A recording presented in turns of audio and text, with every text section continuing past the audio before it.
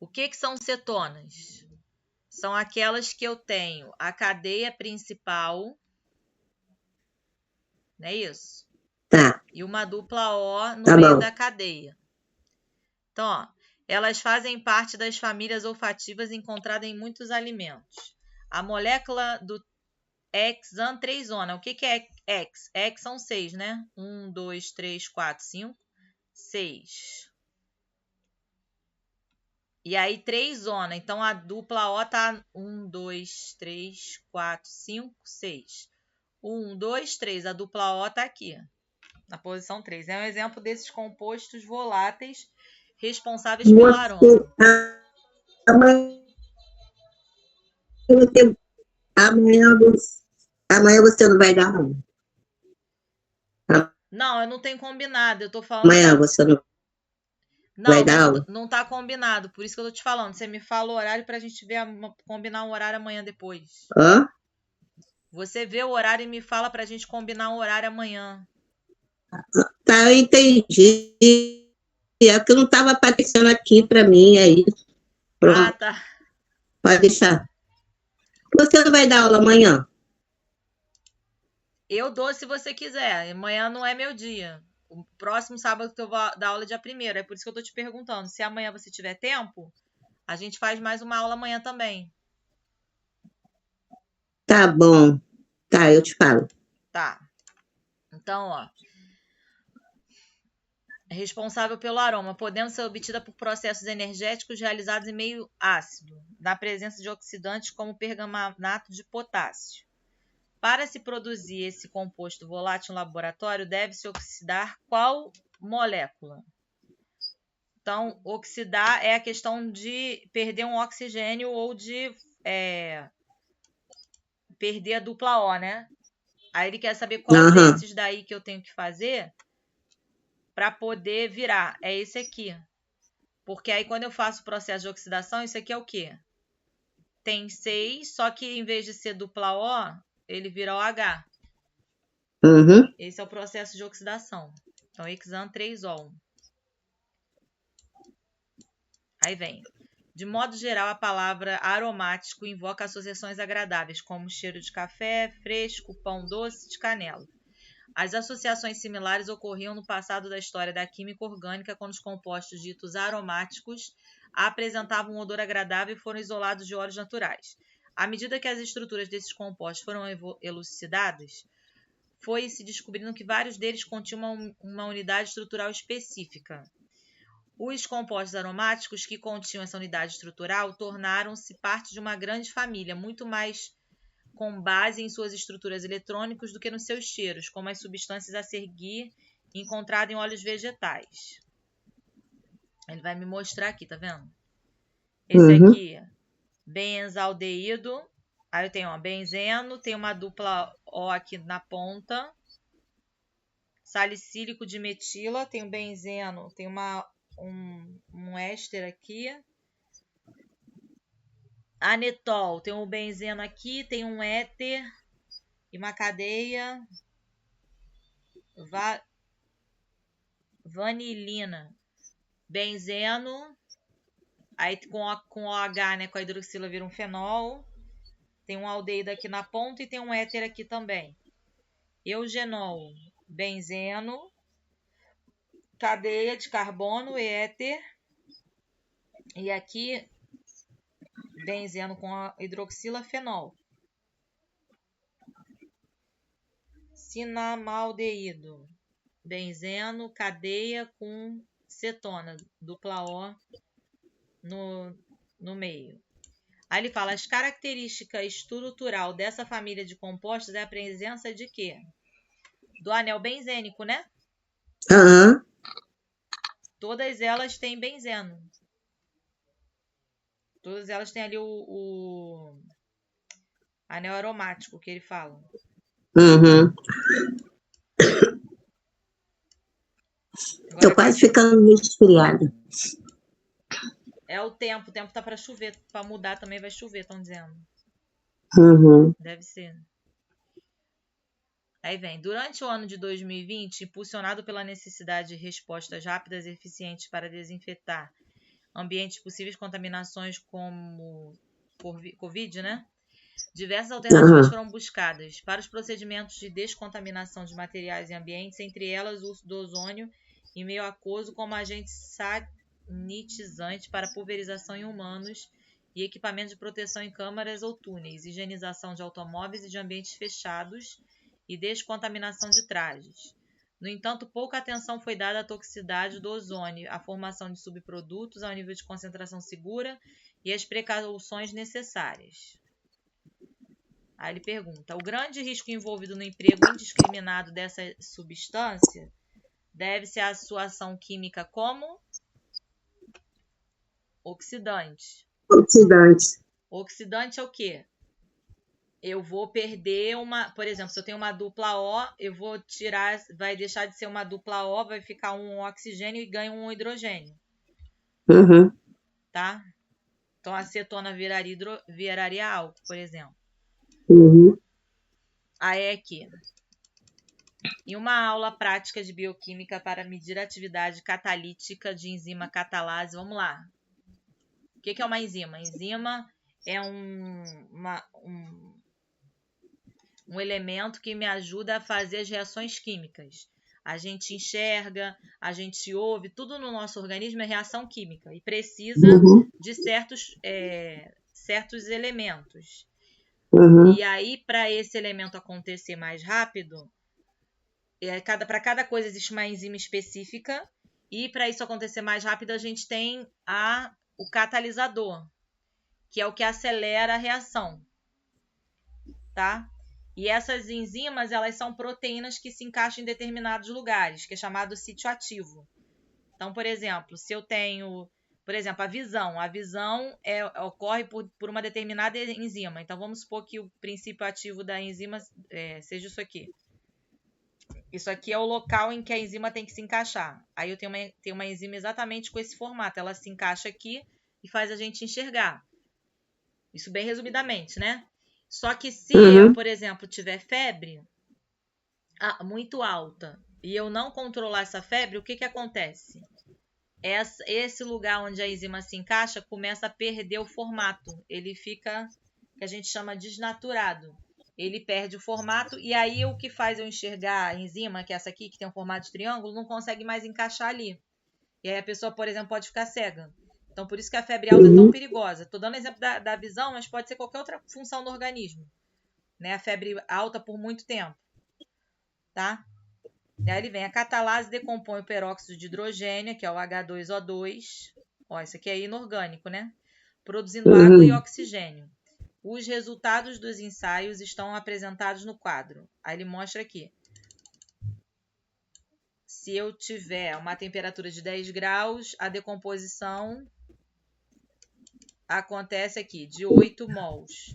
Se eu tiver 15 graus, 10,5. E assim vai. E aí depois, se eu tiver 35, 3,1. Aí ele fala, os diferentes resultados dos ensaios são justificados pelo quê?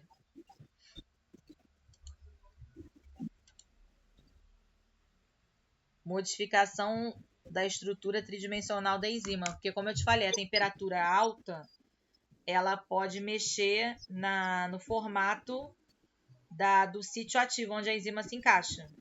Então, se isso muda, isso faz com que ela tenha dificuldade ou não se encaixe. Tá? Tá. Polímeros biodegradáveis. Polímeros é o quê? É uma cadeia, poli é muito, é uma cadeia de várias coisas que se repete. Biodegradável que se degrada na natureza. São polímeros nos quais a degradação resulta na ação de micro-organismos de ocorrência natural, como bactéria, fungo e algas, podendo ser consumidos em semanas ou meses sob condições favoráveis de biodegradação. Na ausência do oxigênio, ocorre a biodegradação anaeróbica, conforme representação esquemática simplificada. Ele vai me mostrar aqui. O que é biodegradação anaeróbica? Anaeróbica é que não tem consumo de oxigênio. Anaeróbico também é quando a gente está na academia fazendo musculação. Se a gente malhar muito o braço sem parar, sem dar pausa, o nosso braço dói. Por quê? Porque vem uma atividade anaeróbica e forma o ácido lático. Aí queima. Então aqui ele mostra, ó, uma cadeia, um C polímero, ou seja, uma cadeia de carbonos enorme, Aí tem os micro-organismos que vão ajudar a degradar, a quebrar essa cadeia. Vai formar gás carbônico, mais metano, CH4, mais H2O, que é água, mais resíduo de carbono, mais resíduo de carbono, que seria biomassa. Aí ele fala: durante esse processo existe a formação de produtos que podem ser usados para a geração de energia. Um desses produtos é encontrado no estado físico de menor agregação da matéria e pode ser diretamente usado como combustível. O produto que apresenta essa característica é qual? Então é um produto, vamos lá. Volta, peraí. É um produto que pode ser biodegradado, né? E usado como combustível. A gente vai olhar para as opções que podem ser usadas como combustível.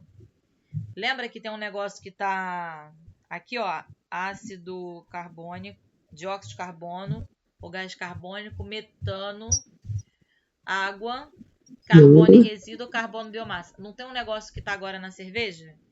Que está contaminando? Metanol. É o metanol. É o metanol? Não. É o metanol. O que é o metanol? É o carbono junto com a hidroxila, né? É. Então ele é assim. Ele é um carbono, ele tem aqui o OH e aqui hidrogênio, hidrogênio, hidrogênio. Então aqui é COCH4. E aí quem vai me ajudar a formar isso é o metano. O CH4 vai virar o COH4. Porque o oxigênio liga aqui, tá vendo? Ele vira esse álcool. Aí ele vira combustível do carro. As plantas realizam fotossíntese pela captura do gás carbônico atmosférico e, juntamente com a água e a luz solar, produzem os carboidratos. No esquema está apresentada a equação desse produto, em que as letras X e Y representam os coeficientes estequiométricos da reação. Então tem aqui gás carbônico mais água com a luz forma fotossíntese mais oxigênio. Esse XY aqui na frente é porque ele quer saber, ele não me deu a quantidade de cada um deles que ele produz. Ele não me deu a numeração. Aí ele fala quais são os valores dos coeficientes X e Y da equação balanceada da produção de carboidrato de oxigênio. O que é balanceamento? Tudo, a quantidade de elementos que eu tenho antes da setinha aqui, que é a minha reação, tem que ser igual à quantidade de elementos que eu tenho depois da setinha, da reação. Antes é o reagente e depois da setinha é o produto. Então, a quantidade de carbonos que eu tenho no produto tem que ser igual à quantidade de carbonos que eu tenho no reagente. Somando os dois, né? Por exemplo, aqui eu tenho 2 oxigênios mais 3. Mas no produto, por exemplo, só aqui eu tenho 1, 2, 3, 4, 5, 6, 7, 8, 9, 10. 10. E aqui eu tenho 12 vezes 2, 24. Eu tenho 34 oxigênios aqui no produto. Então, eu tenho que ter 34 aqui no reagente. Aí eu tenho que balancear. Se eu balancear isso, eu vou achar que eu tenho 12 de CO2, que está aqui. E tenho 10 de água. Que aí, ó, 2 vezes 12 vezes 2, 24. Mais 10 dá 34, que é exatamente a quantidade de oxigênio que eu tenho aqui do lado direito. Daí você já tem uma noção que está balanceado. Tudo bem? Tudo bem. Biodiesel é um combustível alternativo ao biodiesel de petróleo, que tem sido produzido em grande escala no Brasil, né? A partir da Brasília. É Brasília. Não, é porque aqui tá junto, é Brasil. No Brasil, a partir da transesterilização do óleo de soja e meio alcalino. Visando reduzir a competição com a indústria alimentícia, os óleos de fritura estão entre as matérias-primas alternativas que têm sido consideradas. Porém, o seu uso no processo tradicional é dificultado por causa da acidez de Brownsted, desenvolvida durante o processo de degradação do óleo, conforme mostra o esquema genérico, em que R representa um agrupamento alquila qualquer. Então, aqui, ó, eu tenho uma cadeia aqui, esse R é uma cadeia de carbonos, na ponta é um ácido carboxílico. E aí eu tenho aqui éster, né, porque é uma cadeia, aqui hidroxila éster de novo. Isso aqui em cima é uma amplificação desse pedacinho aqui, né? E ele fala que essa região aqui é hidrofílica. Fílica é que é amiga, quer dizer que se dá bem com a água. Tem quebra de ligação na água, forma água. E aí do outro lado da cadeia, tem esse aqui que ele dá uma ampliada aqui, que é um aldeído, né? Porque tem uma dupla O. Não, é um ácido carboxílico também, é dupla OH. Aqui e aqui é aldeído. Então, o elemento químico é tudo isso aqui. É essa cadeia de carbonos. Aí ele deu uma amplificada aqui para jogar para a direita. Mais isso tudo aqui. Mais isso tudo aqui. Aí ele amplificou esse pedaço aqui na esquerda, do outro lado. A dificuldade mencionada é gerada pela presença de agrupamentos. Aí ele quer saber qual é o grupamento que dificulta. O grupamento que vai dificultar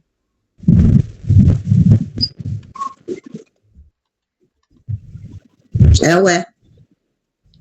O A. Porque o E é muito grande. O E para quebrar é uma cadeia mais longa. O A é mais curto. E ele tem ali o OH, que é mais a dupla O, que dá para quebrar em A, para formar água. Aí vem. O Prêmio Nobel de Química de 2000 deveu-se à descoberta e ao desenvolvimento de polímeros condutores, ou seja, que conduz eletricidade, conduz elétrons.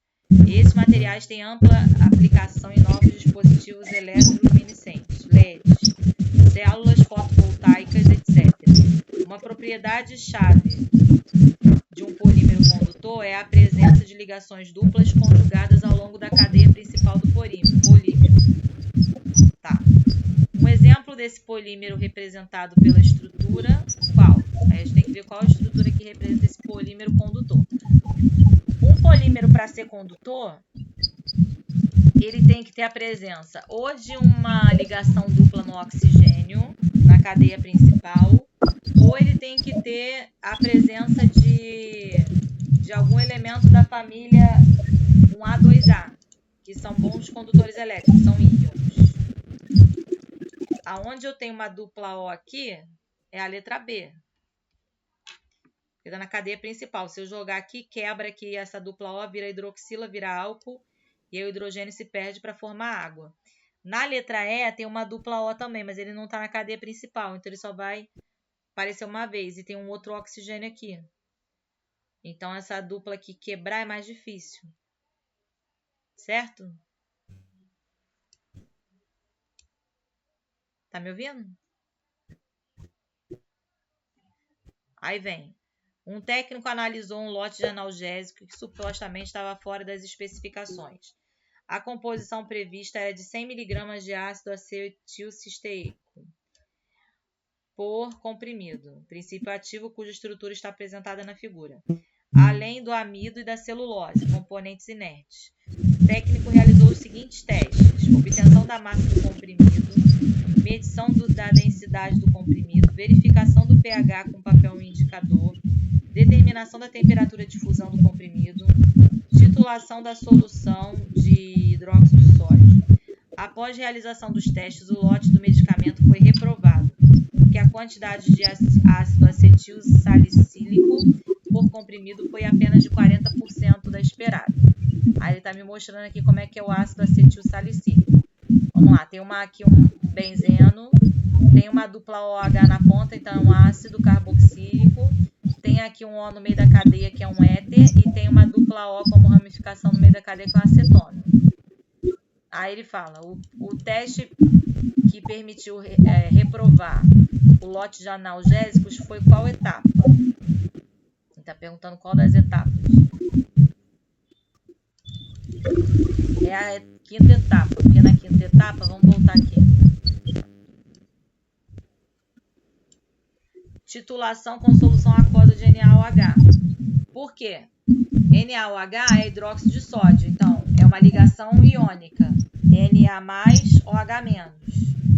Quando eu boto esse